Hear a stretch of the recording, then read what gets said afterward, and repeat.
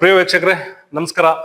ಇವತ್ತು December 25ರಂದು Christmas ಹಬ್ಬದ ಪ್ರಯುಕ್ತವಾಗಿ ನಾವು ದೋಣಿಮಲೆಯಲ್ಲಿ ಇರ್ತಕ್ಕಂಥ ಒಂದು ಚರ್ಚಿಗೆ ಭೇಟಿ ಕೊಟ್ಟು ಆ ಚರ್ಚಿನ ಇವತ್ತು ರಾಜ್ಯಾದ್ಯಂತ ಮತ್ತು ದೇಶಾದ್ಯಂತ ಕ್ರಿಸ್ಮಸ್ ಹಬ್ಬವನ್ನು ಆಚರಿಸುವ ಸಲುವಾಗಿ ಇವರ ದಯೆ ಉದ್ದೇಶಗಳು ಹಾಗೂ ಈ ಸ್ವಾಮಿಯ ಯಾವ ವಿಧಾನಗಳನ್ನ ಅನುಸರಿಸ್ತಾರೆ, ಇವತ್ತು ದೇಶಕ್ಕೆ ಒಳ್ಳೇದಾಗ್ಲಿ, ದೇಶದಲ್ಲಿ ಇರ್ತಕ್ಕಂಥ ಪ್ರತಿಯೊಂದು ಜೀವರಾಶಿಗಳಿಗೆ ಮತ್ತೆ ಮನುಷ್ಯರಿಗೆ ಯಾವುದೇ ರೀತಿ ತೊಂದರೆ ಆಗಬಾರ್ದು ಅನ್ನೋ ಒಂದು ದೃಷ್ಟಿಯಿಂದ ಇವತ್ತು ಪ್ರಾರ್ಥನೆಗಳನ್ನ ಮಾಡ್ತಕ್ಕಂಥದ್ದು. ಆ ಒಂದು ದೃಷ್ಟಿಯನ್ನು ಇಟ್ಕೊಂಡು ನಾವು NMDC ಅಲ್ಲಿ ಇರ್ತಕ್ಕಂಥ ಒಂದು ಚರ್ಚಲ್ಲಿ ನಮ್ಮ ಮುಂದೆ ಪಾಸ್ಟ್ ಇದ್ದಾರೆ. ಅವ್ರನ್ನ ಈ ಹಿನ್ನೆಲೆ ಏನು, ಈ ರೀತಿ ಆಚರಣೆಗಳು ಯಾವ ರೀತಿ ಮಾಡ್ತಾರೆ ಅದ್ರ ಬಗ್ಗೆ ಸವಿಸ್ತಾರವಾಗಿ ಕೇಳ್ಕೊಂತ ಹೋಗೋಣ. ನಮಸ್ಕಾರ ಪಾಸ್ಟ್ರೆ. ನಮಸ್ಕಾರ. ತಮ್ಮ ಹೆಸರು ಹೇಳ್ರಿ. ನನ್ನ ಹೆಸರು ಪಾಸ್ಟರ್ ಪ್ರಭಾಕರ್ ಅಂತ. ನಿಮ್ಮ ಚರ್ಚೆ ಹೆಸರು ಹೇಳ್ರಿ. Bethel gospel team AG church, Bethel AG church ಅಂತ ಕರೀತಾರೆ. ಪಾಸ್ಟ್ರೆ, ಈಗ ಇಲ್ಲಿ ಈ ಚರ್ಚಿನ ಪ್ರಾರಂಭ ಮಾಡಿ ಎಷ್ಟು ವರ್ಷಗಳಿಂದ ಪ್ರಾರಂಭ ಮಾಡ್ತಾ ಇದ್ರಿ? ಸುಮಾರು 1995ರಲ್ಲಿನೇ, ಅಂದ್ರೆ 95ಕ್ಕೆ ಮುಂಚೆನೆ ಪ್ರಾರ್ಥನೆ ನಡೀತಾ ಇದ್ರು. ಕೆಳಗಡೆ ಕ್ವಾರ್ಟರ್ಸ್ ಅಲ್ಲಿ ನಡೀತಾ ಇದ್ರು. 95ರಲ್ಲಿ ಕೆಳಗಡೆ ಹಳೆ ಚರ್ಚ್ ಒಂದಿತ್ತು. 95ರಲ್ಲಿನೇ ಆಗಸ್ಟ್ ಸೆಪ್ಟೆಂಬರ್ ತಿಂಗಳಲ್ಲಿ ಅದು ಸಣ್ಣದಾಗಿತ್ತು. ಈ ಚರ್ಚ್ ಕಟ್ಕೊಂಡು 2015 ಡಿಸೆಂಬರ್ ಅಲ್ಲಿ ಇದನ್ನ ಕೆಲಸ ಎಲ್ಲ ಮುಗಿದೆ. 15 ಇಸ್ವಿಯಲ್ಲಿ ಇದನ್ನ ಕೆಲಸ ಚೆನ್ನಾಗಿರುತ್ತೆ. ಫಸ್ಟ್ರೆ, ಇವತ್ತು ಡಿಸೆಂಬರ್ 25 ಕ್ರಿಸ್ಮಸ್ ಹಬ್ಬವನ್ನ ಆಚರಿಸುವಂತದ್ದು. ವರ್ಷದಲ್ಲಿ ಒಂದೇ ಹಬ್ಬ ಬರುವಂತದ್ದ ನಾವು ತಿಳಿದಿರೋ ಪ್ರಕಾರ? ಕ್ರೈಸ್ತವರಿಗೆ ಆಕ್ಚುಲಿ ಎರಡು ರೀತಿ ನಾನೇ ಹೇಳ್ತೀನಿ, ನನ್ನ ವ್ಯಕ್ತಿಗತವಾಗಿ ಹೇಳೋದಾದ್ರೆ, ಒಂದು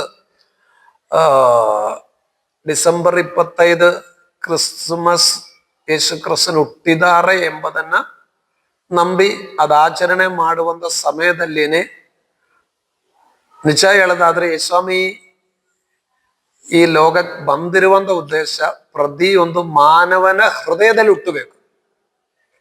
ಅದ ನಿಜವಾಗಿ ಕ್ರಿಸ್ಮಸ್ ಅಂತ ನಾನು ಹೇಳ್ತಾ ಇರ್ತೀನಿ. ಕಾರಣ ಯೇಸ್ವಾಮಿ ಡಿಸೆಂಬರ್ 25 ಹುಟ್ಟಿ ನಾವೇನಾಗಲೂ ತಿಂಡಿ ತಿನಿಸೆಲ್ಲ ಮಾಡಿ ಆ ಒಂದು ದಿನದಲ್ಲಿ ನಮ್ಮ ಸಂತೋಷದ ಕಾರ್ಯಕ್ರಮಗಳು ಮುಗಿಸ್ಕೊಳ್ಳೋಕ್ಕೋಸ್ಕರವಾಗಿ ಯೇಸು ಸ್ವಾಮಿ ಬಂದಿಲ್ಲ. ಯೇಸು ಸ್ವಾಮಿ ಬಂದಿರುವಂತ ಉದ್ದೇಶ ಅಸಮಾಧಾನದಲ್ಲಿ ಬಾಧೆಪಟ್ಟು ವೇದನೆ ಪಟ್ಟು ಗುರಿ ಇಲ್ಲದಂತೆ ಜೀವಿಸುವಂತವರಿಗೆ ತನ್ನ ಸಮಾಧಾನವು ಶಾಂತಿಯು ನೆಮ್ಮದಿಯನ್ನು ಅವರೊಳಗಡೆ ನೆಲೆಗೊಳಿಸಿ ಒಂದು ಉತ್ತಮ ಮಟ್ಟಕ್ಕೆ ಅವ್ರನ್ನ ಮುಂದೆ ನಡೆಸ್ಕೊಳ್ಳೋಕ್ಕೋಸ್ಕರವಾಗಿ ಯೇಸು ಸ್ವಾಮಿ ಬಂದಿರುವಂತ ಕಾರಣ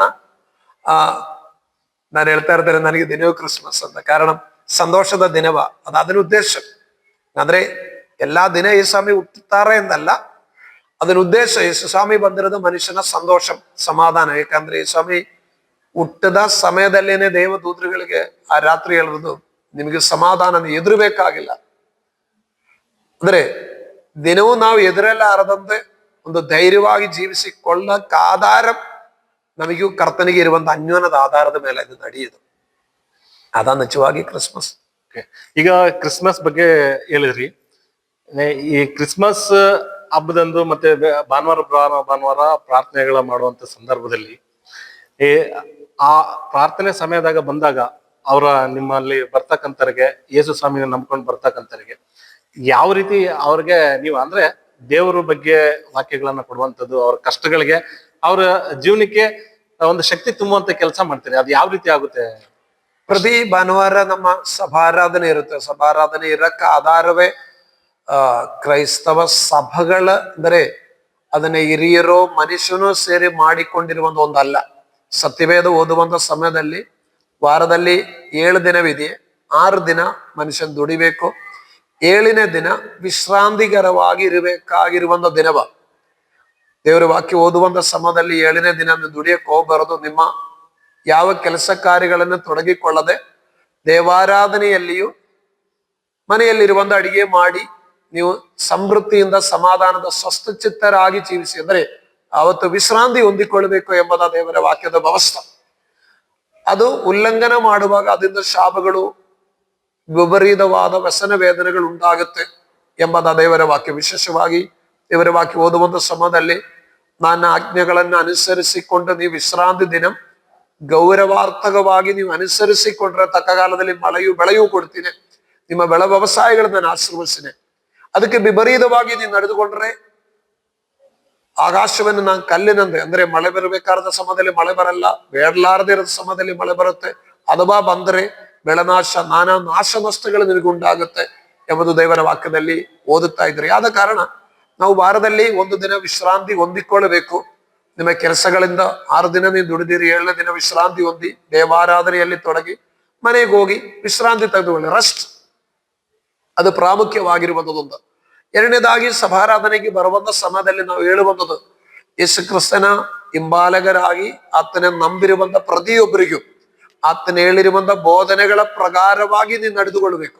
ಯಾಕಂದ್ರೆ ಅದನ್ನ ಕಾರಣವೇನಂತ ಹೇಳಿದ್ರೆ, ಯೇಸು ಸ್ವಾಮಿ ಭೂಮಿಗೆ ಬಂದಿರುವಂತ ಉದ್ದೇಶ ಒಂದು ಮತ ಜಾತಿ ಧರ್ಮಗಳು ಉಂಟು ಮಾಡಕ್ಕೋಸ್ಕರವಾಗಿ ಅಲ್ಲ. ಈ ಸಭೆ ಹೇಳುವಾಗ ಹೇಳಿದ್ರು, ನನ್ನ ರಾಜ್ಯ ಈ ಲೋಕದಲ್ಲಿ ಕಾಣುವಂತ ಪ್ರಕಾರವಾಗಿರುವಂತೊಂದು ರಾಜ್ಯವಲ್ಲ, ಒಂದು ಆಳ್ವಿಕೆ ಅಲ್ಲ. ನನ್ನ ರಾಜ್ಯ ನಿತ್ಯ ರಾಜ್ಯವ, ಅಂತ್ಯವಿಲ್ಲದೆ ಇರುವಂತ ರಾಜ್ಯ, ಅದು ಆತ್ಮೀಕ ರಾಜ್ಯವ.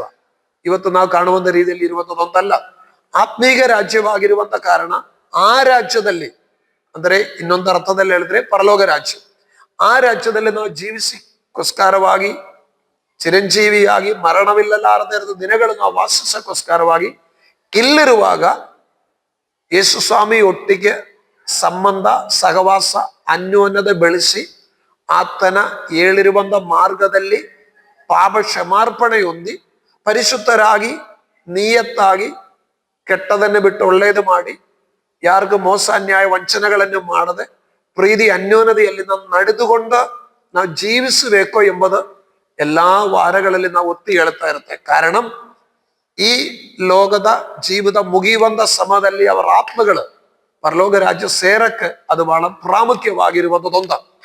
ದೇವರ ಮನೆ ಪರಿಶುದ್ಧವಾಗಿರದ ಕಾರಣ ಅಶುದ್ಧರು ಯಾರು ಅಲ್ಲಿ ಸೇರಲ್ಲ ಎಂದು ಯೇಸು ಹೇಳಿದ ಕಾರಣ ಯೇಸುವಿನಲ್ಲಿ ಪಾಪ ಕ್ಷಮಾರ್ಪಣೆ ಒಂದು ಪರಿಶುದ್ಧರಾಗಿ ಜೀವಿಸಿಕೊಂಡ್ರೆ ಪರಲೋಕ ಸೇರಕ್ಕಾಗದು.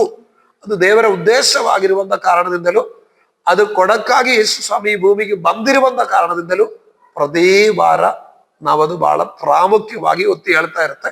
ಅದು ಅನುಸರಿಸಿ ನಡೆದುಕೊಳ್ಳಬೇಕಾಗಿರೋದು ಅವರವರ ವ್ಯಕ್ತಿಗತವಾದ ಸ್ವಭಾವ.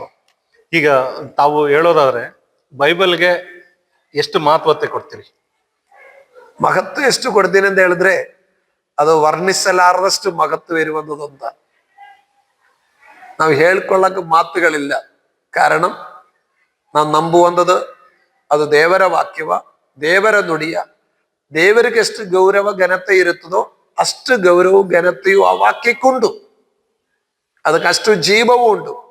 ಕಾರಣ ಅದು ಓದುವಂಥವರಲ್ಲಿ ಬದಲಾವಣೆಗೆ, ಅದು ಕೇಳುವಂಥವರಲ್ಲಿ ಬದಲಾವಣೆಗೆ, ಅದು ಅನುಸರಿಸಿಕೊಂಡು ನಡೆದುಕೊಳ್ಳುವಂಥವರಲ್ಲಿ ನಾನಾ ರೂಪಾಂತರಗಳು ಇವತ್ತು ಲೋಕದಲ್ಲಿ. ಒಂದು ಉದಾಹರಣೆ, ಎಷ್ಟೋ ಕೆಟ್ಟ ಕೆಲಸ ಮಾಡಿದವರು, ದರೋಡಕಾರರು, ಕೊಲಪಾತಕಿಗಳು, ರಾಜ್ಯದ್ರೋಹ ಕ್ರಿಯೆಗಳನ್ನ ನಾನಾ ಚಟುವಟಿಕೆಗಳಲ್ಲಿ ತೊಡಗಿಕೊಂಡವರು ಎಷ್ಟೋ ಜನ ಯೇಸುಸ್ವಾಮಿಯನ್ನೇ ನಂಬಿ ದೇವರ ವಾಕ್ಯವನ್ನು ಓದಿ ಅವರ ಜೀವನವನ್ನು ಪರಿವರ್ತನೆ ಮಾಡಿ ಸಮಾಜಕ್ಕೆ ಒಳ್ಳೆ ವ್ಯಕ್ತಿಗಳಾಗಿ ಜೀವಿಸುವಂಥದ್ದು ಇವತ್ತು ನಮ್ಮ ದೇಶಗಳಲ್ಲಿ ರಾಜ್ಯದಲ್ಲಿ ನಾವು ಕಾಣ್ತಾ ಇದ್ರಿ. ಅದು ಮನುಷ್ಯನಿಂದ ಬಂದ ಬದಲಾವಣೆಗೆ ಅಲ್ಲ, ದೇವರ ವಾಕ್ಯದಿಂದ ಬಂದ ಬದಲಾವಣೆಗೆ. ಯಾವ ಮನುಷ್ಯನಿಗೆ ಯಾರ ಬದಲಾಯಿಸಕ್ಕಾಗಲ್ಲ, ಆದ್ರೆ ಆ ವಾಕ್ಯಕ್ಕೆ ಮನುಷ್ಯನೇ ಬದಲಾಯಿಸಿಕೊಳ್ಳಕ್ಕೆ ತಕ್ಕಂತ, ರೂಪಾಂತರಗೊಳಿಸಿಕೊಳ್ಳಕ್ಕೆ ತಕ್ಕಂತ ಸ್ವಾಧೀನ ಶಕ್ತಿ ಇರುವಂತ ಕಾರಣ ಅನೇಕರದು ಕೇಳದು, ಹೇಳದು, ನಂಬದು, ಅದು ಅನುಸರಿಸಕ್ಕೆ ಕಾರಣವಾದ, ಬೇರೆ ಯಾವುದೂ ಇಲ್ಲ. ಇವತ್ತು ಅನೇಕರ ಸ್ವಾಮಿ ನಂಬಕ್ಕೆ ಕಾರಣವಾದ, ಇಲ್ಲಾಂದ್ರೆ ಯಾರು ನಂಬ್ತಾರೆ? ಯಾರು ನಂಬಲ್ಲ. ಆ ಸ್ವಾಧೀನ ಶಕ್ತಿ ಇರೋ ಕಾರಣದಿಂದ ಅವ್ರನ್ನ ರೂಪಾಂತರಗೊಳಿಸಿ ಅವ್ರನ್ನ ಅನುಸರಿಸ್ಕೊಂಡು ನಡೀತಾ ಇದ್ದಾರೆ. ಅದು ದೇವರ ವಾಕ್ಯವಾಗಿರದ ಕಾರಣ ಅದು ನೆರವೇರುತ್ತೆ. ಇನ್ನೊಂದು ರೀತಿ ಹೇಳೋದಾದ್ರೆ, ಈಗ ನಡೀತಾ ಇದೆಯೇ, ನಾಳಿನ ದಿನಗಳಲ್ಲಿ ಸಂಭವಿಸುತ್ತದೆ. ಪ್ರತಿಯೊಂದು ದೇವರ ವಾಕ್ಯದಲ್ಲಿದೆಯೇ ಸರಿಯಾಗಿ ಕುಲಂಕುಷವಾಗಿ ನಾವು ಕಲಿಯೋದಾದ್ರೆ ಅದಕ್ಕೆ ಹೆಚ್ಚಿನ ಮಹತ್ವ ನಾವು ಕೊಡ್ತೇನೆ, ನಂಬ್ತೀನಿ, ಅದು ಅನುಸರಿಸಬೇಕು ಅಂತ ನಾವು ಹೇಳ್ತಾ ಇರ್ತೀವಿ. ಆದ್ರೆ ಅನುಸರಿಸು ಅವರವರ ವ್ಯಕ್ತಿಗತವಾದ ಇಷ್ಟ, ಒತ್ತಾಯವಿಲ್ಲ. ಒತ್ತಾಯಪಡಿಸಕ್ಕೆ ಯೇಸು ಹೇಳಿರೋದು ಇಲ್ಲ, ಹೇಳಕ್ ಹೇಳಿರೋದಷ್ಟೇ. ಈಗ ಬೈಬಲ್ಗೆ ಮಹತ್ವದ ಬಗ್ಗೆ ತಾವು ಹೇಳಿದ್ರಿ, ಅದರಲ್ಲಿ ಇರ್ತಕ್ಕಂಥ ವಾಕ್ಯನ ದೇವರೇ ಹೇಳಿರುವಂಥದ್ದ ಅಥವಾ ಆ ಬೈಬಲ್ನ ಬೇರೆ ರಚಿಸಲ್ಪಡುವಂಥದ್ದ? ಅದರಲ್ಲಿರುವಂಥ ವಾಕ್ಯಗಳು ಈ ಬೈಬಲಿನ ಚರಿತ್ರೆ ಅಂತ ಹೇಳುವಂಥದ್ದು 1600 ವರ್ಷಗಳ ಒಳಗಡೆ ಬರೆಯಲ್ಪಟ್ಟಿರೋದೊಂದು ಸತ್ಯವೇದವೆಂದು ಹೇಳ್ತೀರಿ. ಸತ್ಯವೇದದಲ್ಲಿ 66 ಪುಸ್ತಕಗಳು ಸಿಕ್ಕುತ್ತೆ. ಅದರಲ್ಲಿ ಹಳೆ ಒಡಂಬಡಿಕೆ ಹೊಸ ಒಡಂಬಡಿಕೆ ಎರಡು ಭಾಗಗಳಿದೆಯೇ. ಅಂದ್ರೆ ಯೇಸು ಸ್ವಾಮಿ ಭೂಮಿಗೆ ಬಂದ ಮೇಲಿರುವಂಥದ್ದು ಹೊಸ ಒಡಂಬಡಿಕೆ, ಬರುವಂತ ದಿನ ಹಿಂದೆ ಇರುವಂಥದ್ದು ಹಳೆ ಒಡಂಬಡಿಕೆ ಎಂದು ನಾವು ಹೇಳ್ತಾ ಇದ್ರಿ. ಈ ಹಳೆ ಒಡಂಬಡಿಕೆ ಹೊಸ ಒಡಂಬಡಿಕೆ ಸೇರಿ ಒಟ್ಟಿಗೆ 66 ಪುಸ್ತಕಗಳಲ್ಲಿ ಇರುವಂಥದ್ದು ಸುಮಾರು 40ರಿಂದ ಹೆಚ್ಚಿನ ಬರಹಗಾರರು ಬರೆದಿರುವಂಥದ್ದು. ಈ 1600 ವರ್ಷಗಳಿಂದ ಬರೆಯಲ್ಪಟ್ಟಿರುವಂಥದ್ದೊಂದ 1600 ವರ್ಷಗಳ ತೆಗೆದುಕೊಂಡ ಇದು ಬರೆಯಕ್ಕೆ ಕಂಪ್ಲೀಟ್ ಒಂದು ಬೈಬಲ್ ಬರೆಯಕ್ಕೆ 40ರಿಂದ ಹೆಚ್ಚಿನ ಬರಹಗಾರರು ಬರದೆ. ಇದರಲ್ಲಿ ಪರಸ್ಪರ ಕಂಡವರು ಬಹಳ ಕಡಿಮೆಯ ಪರಸ್ಪರ ಕಂಡವರು ತಿಳಿದವರು. ಆದ್ರೇನು ಈ ಆದಿಕಾಂಡ ಜೆನೆಸಿಸ್ ಅಂತ ಓದ್ತೀರಿ, ಆದಿಕಾಂಡ ಪುಸ್ತಕ ಅಂತ ಕನ್ನಡದಲ್ಲಿ ಹೇಳ್ತೀರಿ. ಬೈಬಲ್ನ ಮೊದಲೇ ಪುಸ್ತಕವಾದ ಆದಿಕಾಂಡ ಪುಸ್ತಕದಿಂದ ಕಡೆ ಪುಸ್ತಕವಾದ ಪ್ರಕಟಣೆ ಪುಸ್ತಕ ತನಕ ಓದಿ ಬರುವಾಗ ಪರಸ್ಪರ ಲಿಂಕ್ ಇದೆಯೇ, ಪರಸ್ಪರ ಸಂಬಂಧವಿದೆಯೇ. ಆದಿಕಾಂಡದಲ್ಲಿ ಏನು ಓದ್ತಾ ಇದ್ದೀರೋ ಅದು ಪ್ರಕಟಣೆಯಲ್ಲಿ ಸಿಕ್ಕುತ್ತೆ. ಆದರೆ ಇದು ಬರೆದಿದವರು ಪರಸ್ಪರ ಕಂಡವರೇ ಅಲ್ಲ.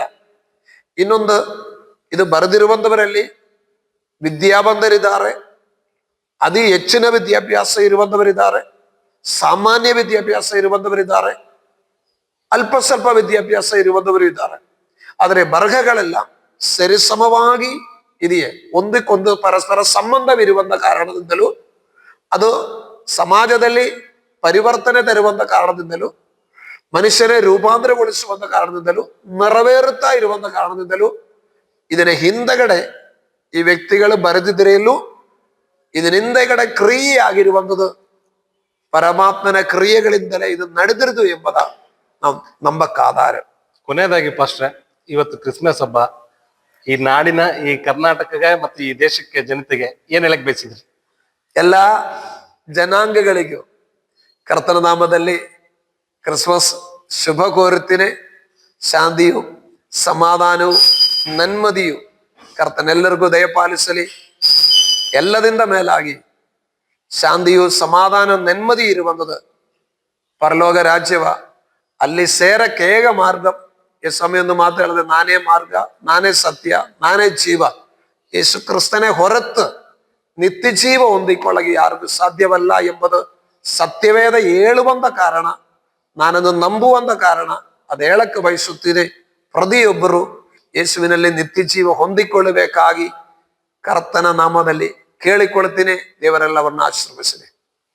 ವೀಕ್ಷಕರೇ, ಈಗ ಇವರು ಹೇಳುವಂಥದ್ದು ಅವರವರ ವ್ಯಕ್ತಿ ಅನುಸಾರ, ಅವರವರ ಭಾವನೆಗಳ ಅನುಸಾರ, ಅವರ ಯಾರು ಯಾವ ದೇವರನ್ನ ನಂಬಬೇಕೋ ಈ ಸಮಾಜದಲ್ಲಿ ಅವರವರ ಅಭಿಪ್ರಾಯಕ್ಕೆ ಬಿಟ್ಟಂಥದ್ದು. ಆದ್ರೆ ಇವರು ಕ್ರಿಸ್ಮಸ್ ಹಬ್ಬವನ್ನ ಆಚರಿಸುವಂತಹ ಮತ್ತು ಒಬ್ಬ ಪಾಸ್ಟ್ ಆಗಿರ್ತಕ್ಕಂಥವ್ರು ಆ ದೇವರ ಬಗ್ಗೆ ಸವಿಸ್ತಾರವಾಗಿ ಹೇಳಿರುವಂಥದ್ದು. ನಾವು ಒಂದು ಈ ವಿಶೇಷ ಕಾರ್ಯಕ್ರಮವನ್ನ ಮಾಡಿ ನಿಮ್ಮ ಮುಂದೆ ತರುವಂತಕ್ಕಂಥದ್ದು. ನಮಸ್ಕಾರ ವೀಕ್ಷಕರೇ.